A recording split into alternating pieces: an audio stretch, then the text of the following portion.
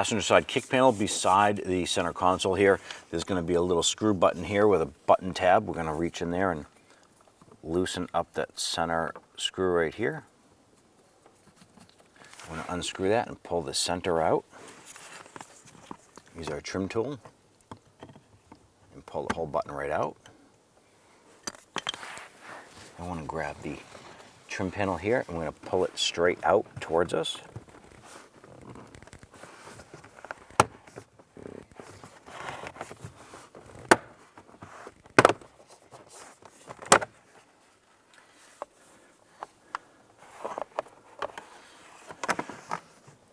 Pull that out and set it aside.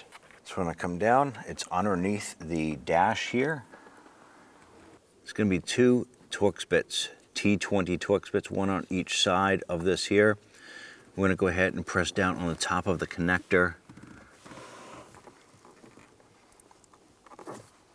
and disconnect the connector from the blow motor resistor.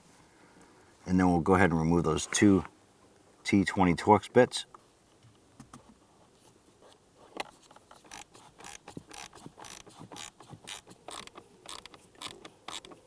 And once we get the screw out, we're going to go ahead and pull the unit out.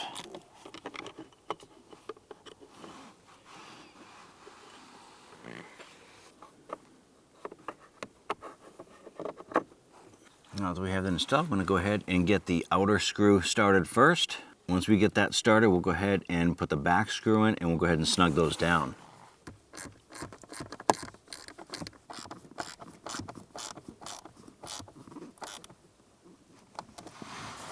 I'm going to go ahead and grab our connector, line that up. I'm going to press that on and get an audible click, and you're all set with that. On the back side of our trim panel, there's going to be some clips. There's one here, here, and there's one right here. So those need to snap in to our trim right here, and it goes around the perimeter and right down. So once that's lined up, you just push this on. And then we'll go ahead and install our button that goes on the front side of this here.